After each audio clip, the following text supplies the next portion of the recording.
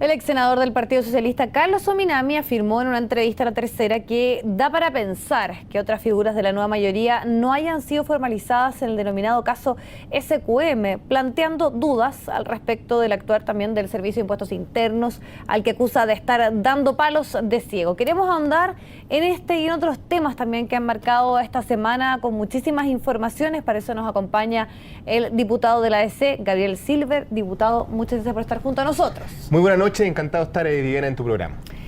Diputado, partamos un poco por estas declaraciones que da el ex senador Carlos Ominami. Lo primero que él dice que le parece sospechoso que él sea el único que está siendo sometido a un proceso y que tiene relación con la investigación que se están llevando a cabo con los financiamientos irregulares.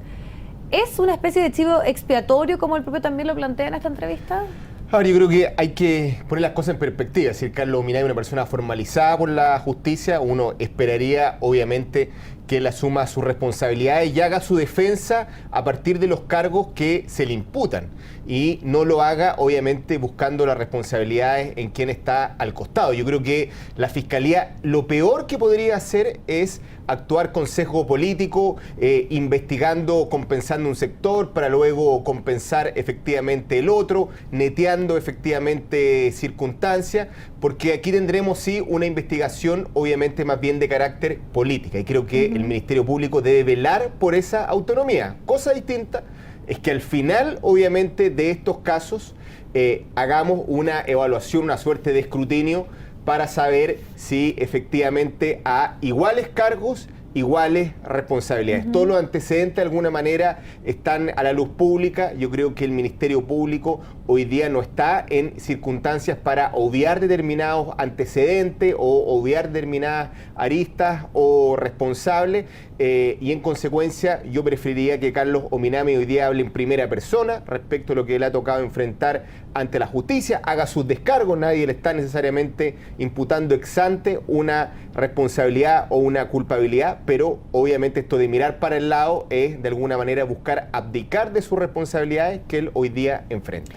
Diputado, él también habla de un cierto cinismo un poco en toda la clase política.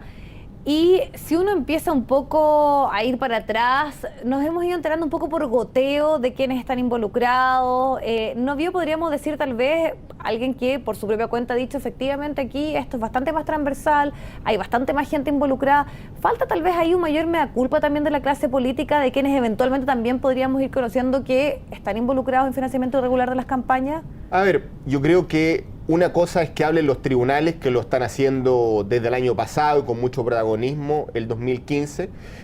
Reaccionamos como Congreso con una agenda de probidad a partir de la comisión Engels, pero obviamente los partidos políticos también deben ser actores respecto de este proceso. Es la otra cara de la verdad. No todo en este caso se puede regir del punto de vista del estándar penal. Hay un estándar ético y los partidos políticos tienen mucho que decir. ¿Y los propios políticos han fallado tal vez en ese estándar más ético? Los políticos afectados, yo creo que hoy día están siendo investigados, difícilmente pueden hacer una suerte de juicio ético cuando tienen que responder en paralelo a la justicia. Yo esperaría que lo hagan obviamente al final y cuando corresponda. Eso yo creo que es parte de lo que espera la sociedad de nosotros. Yo creo que aquí, el ciudadano ya se ha formado una convicción respecto a que esto era una práctica generalizada y que obviamente los partidos políticos deben ofrecer disculpas al país por estas prácticas que van más allá de la ley, que hoy día merecen una sanción del punto de vista penal, pero como digo, no podemos jibarizar esto solamente un tema del Ministerio Público.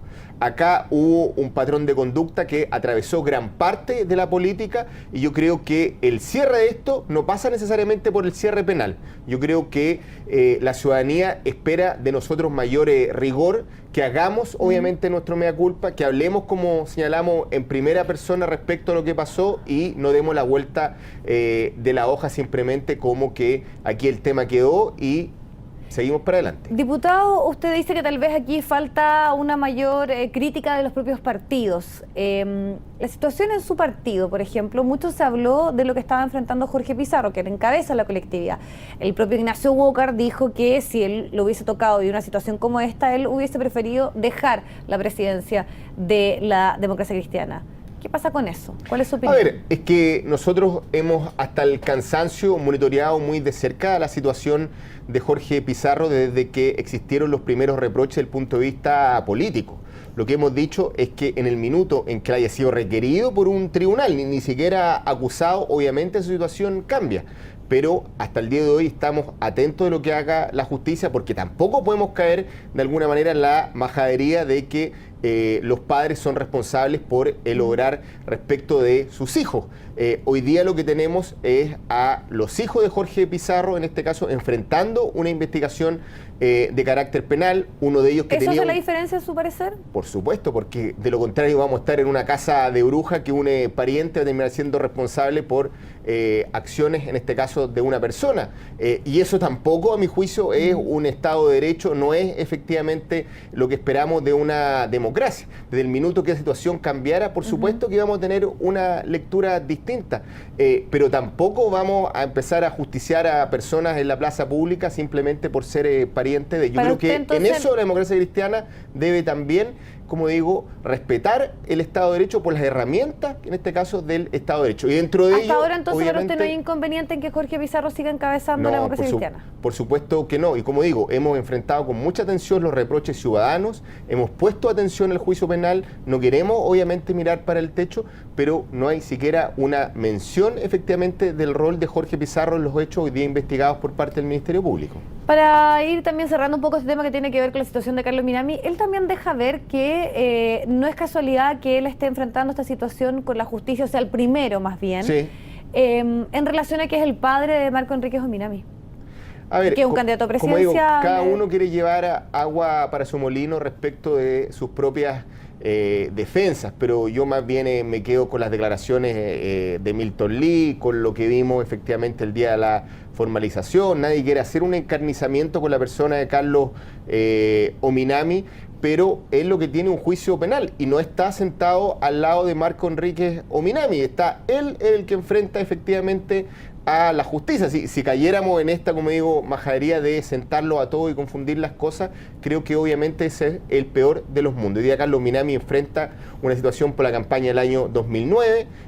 Aquí su hijo, Marco Enríquez, no era candidato, en este caso presidencial, tampoco hoy día es requerido efectivamente por esta situación. Y como digo, acá lo que queremos los chilenos es un juicio donde el foco esté centrado del punto de vista penal. Si los fiscales comenzaran a hacer juicios políticos, como digo, vamos a manosear y coartar la independencia y autonomía del Ministerio Público. Y nosotros tenemos que tener cuidado, los actores políticos, a la hora de digitar efectivamente la acción de la Fiscalía o querer llevar a un fiscal en un sentido para el otro. Como digo, yo creo que el escrutinio tiene que ser al final, a iguales cargos, iguales responsabilidades, y para eso estamos en medio de una investigación donde hay muchas aristas y personas a puerta de ser formalizados. Diputado, esta semana no tan solo estuvo un poco marcada por lo que fue Carlos Minami en los tribunales, por el caso de Socumén, sino también por la situación de Pablo Longueira y su renuncia a la UDI. ¿Qué le parece a usted la decisión que toma él y estas posibles vinculaciones que habría, este intercambio de mail que se han dado a conocer entre Patricio Contese y quien en ese momento era senador, que después fue ministro de Economía, también candidato presidencial de la oposición? A ver, yo creo que aquí la UDI de una vez por todas eleva el auto estándar que se había exigido. Aquí tiene una persona que es requerido, en este caso por los tribunales, que es mencionado y vinculado a una investigación penal, y él de una vez por todas, en este caso, renuncia efectivamente a la UDI, contraria a la situación que ocurrió, por ejemplo, con Jovino Novoa. Ahora, más bien, del punto de vista de lo que es su vinculación con Patricio Contese, yo creo que aquí esperamos que el Ministerio Público actúe con extremado sigilo respecto a que un artículo textual que hoy día está en la letra, en este caso, de una ley tan importante como es el royalty minero. Nosotros creamos esta suerte de muralla china, como se ha señalado, entre el dinero, la política. Espero que estas prácticas no se reiteren efectivamente en el futuro. Pero como bien hicimos al inicio de esta entrevista, los chilenos también esperan saber qué pasó, que esto de alguna manera no sea un pagamoya, y obviamente revisemos primero desde el Ejecutivo la ley. Yo quiero decir que aquí el Ejecutivo también tiene una palabra que decir en materia del royalty minero. ¿Usted cree que debería derogarse este artículo transitorio? No sé si la palabra porque hay algunos parlamentarios que lo están pidiendo. Porque algunos lo han señalado que el camino fácil es el atajo y del punto de vista legal eso tal vez tiene un tinte populista, pero obviamente abrirnos a cambiar nuestra ley de royalty minero, si es que efectivamente fue legislado, fraguado, obviamente con esta suerte de co-legislatura activa que tuvo ese QM, no nos podemos hacer los lesos, así como le estamos pidiendo a la Fiscalía resultados, también lo propio efectivamente el punto de vista del gobierno y nosotros en el Congreso. Y frente a lo que se ha dado a conocer, estos mails, ¿para usted se constituye ahí un delito de cohecho? A ver, el delito de cohecho obviamente tiene que ser además amparado de que ha habido un pago, un soborno efectivamente de por medio. Aquí seguramente se abrirán las cuentas de Pablo Longueira, tendrá que alzarse obviamente lo que es el secreto bancario, como efectivamente su entorno. Puede tener un patrón investigativo similar al que hubo en el caso Orpis a propósito de Corpesca, y allí obviamente yo prefiero que el Ministerio Público haga su trabajo. Quiero también llevarlo a otro tema. En el día de hoy da una entrevista el padre Sebastián Dávalos, en el cual señala un poco la situación, un análisis más bien desde el punto de vista personal.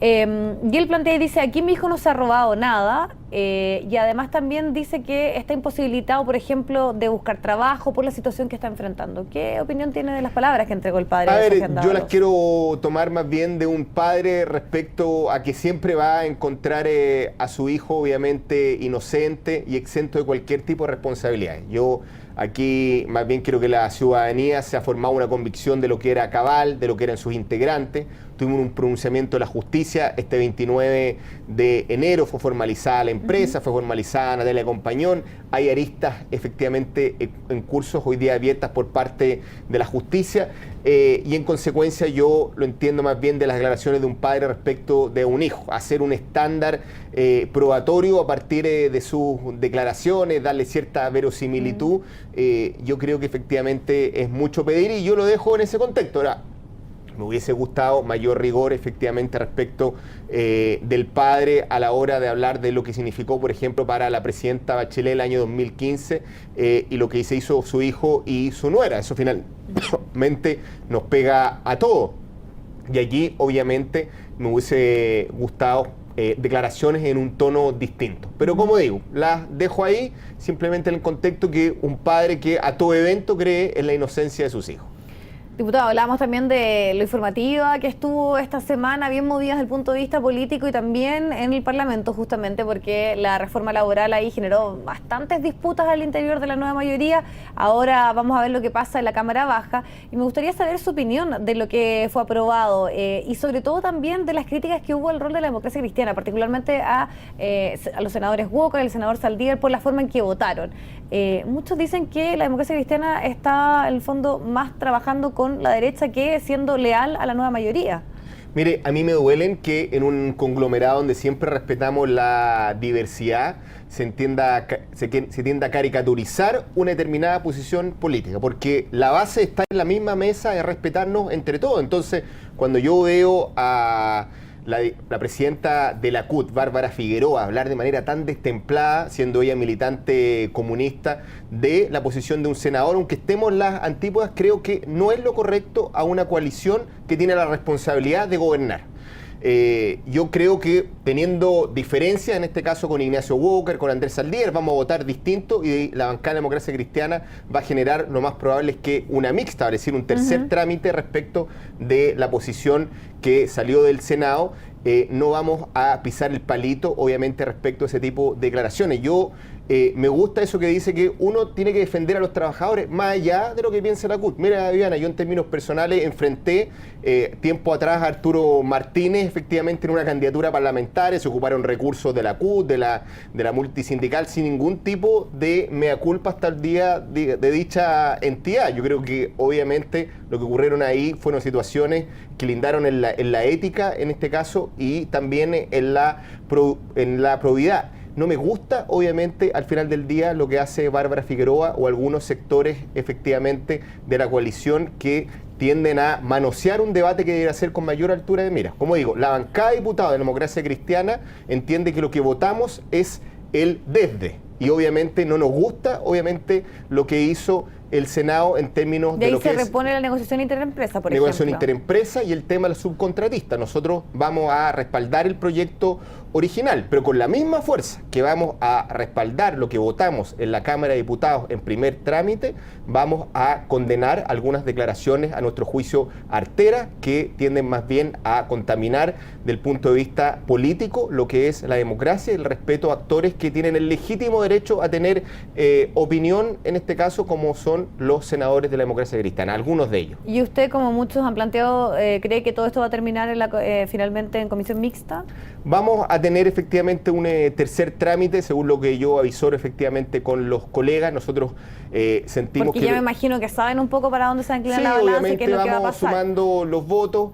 Acá hay dos puntos que queremos reponer, como señalamos, el tema de los subcontratistas, el tema de la negociación, en este caso interempresa, pero con una escucha activa también de la posición de nuestros senadores. Acá la política a veces no es blanco y negro, tenemos que escuchar argumentos y no caer en descalificaciones, porque al final del día la gente no entiende nada, ve una artimaña, en este caso, de reparos, en este caso que vimos en las tribunas, malo que espera a los chilenos, que hablemos en este caso de cómo mejoramos las condiciones laborales de los trabajadores. Diputado Silva, le agradecemos muchísimo habernos acompañado acá en CNN Prime. Muchas gracias, Diana. Muy buena noche.